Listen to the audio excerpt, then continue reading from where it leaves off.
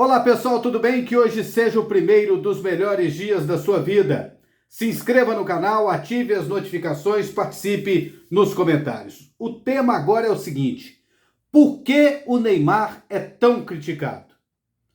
Por que são tão criticadas as pessoas que criticam o Neymar? Entre torcedores e entre membros da imprensa. Por que as opiniões em relação ao Neymar são tão divididas? Já que ele é o melhor jogador dessa época que estamos vivendo, dessa geração. Ele é disparado o melhor.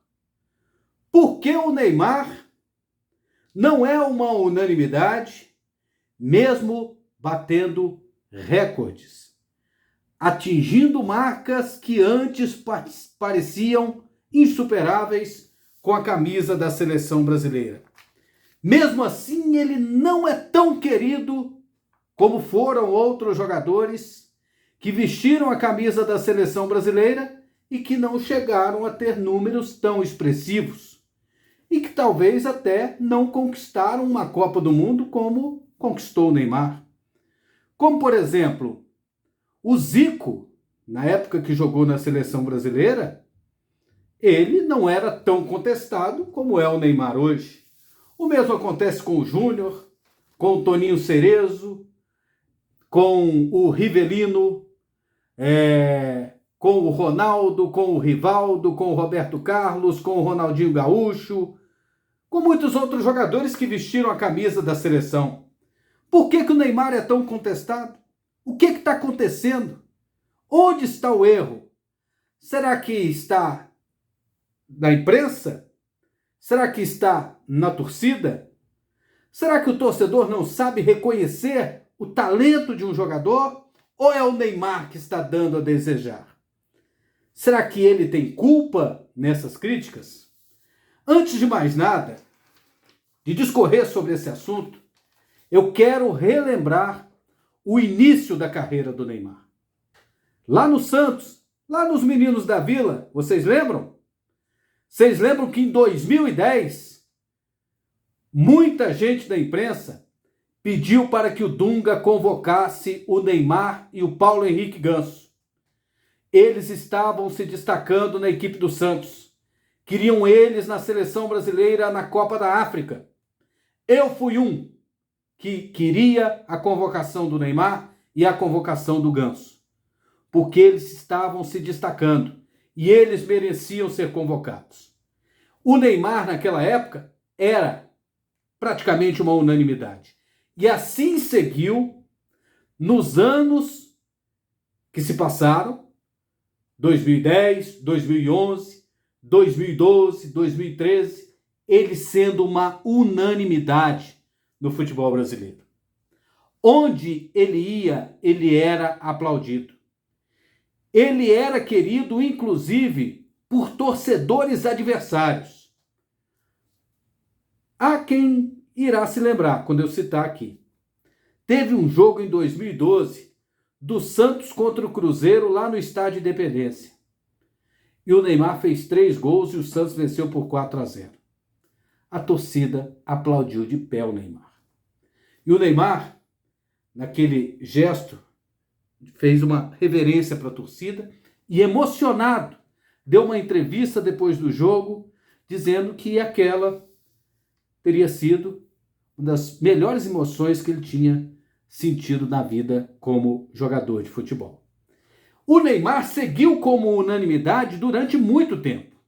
Ele não tinha essa rejeição que ele tem hoje. Vocês vão se lembrar. Em 2014, no ano da Copa do Mundo no Brasil, no ano do vexame do 7-1, ele não jogou no 7-1.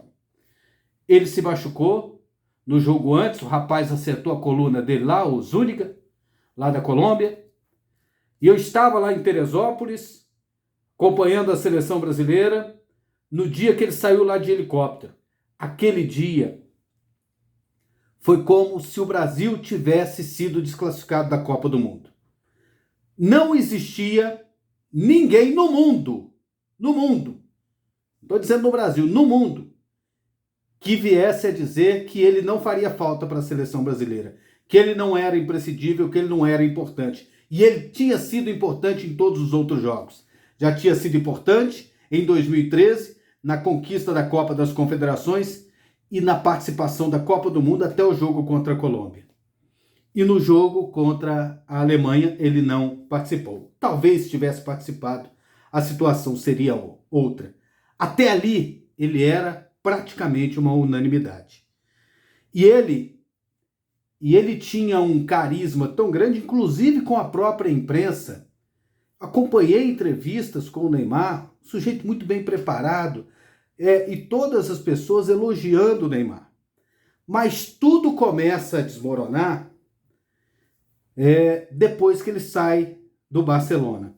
Primeiro veio a Copa, 2014. 2015, ele entrou no top 3 do mundo. Atrás do Messi e do Cristiano Ronaldo, o terceiro era ele. Ele engatou aquele ataque MSN, Messi, Suárez e Neymar, e ele fazia gol e dava assistência para o lado do vento. Ele encantava o mundo. 2016, teve problema de contusão, mas foi o sexto do mundo. 2017, eu acredito que foi um marco na carreira do Neymar. Ele deixa de ser esse jogador em evidência para assumir um desafio muito grande no Paris Saint-Germain. 2017 ele vai para o PSG. E aí no ano seguinte, ele deixa de ser top 10 do mundo. Aí depois ele não entra nem no top 33. Então o Neymar deixa de ser top 3 do mundo quando vai para a equipe do Paris Saint-Germain. E começa a ser notícia mais pelo que ele faz fora do que faz em campo.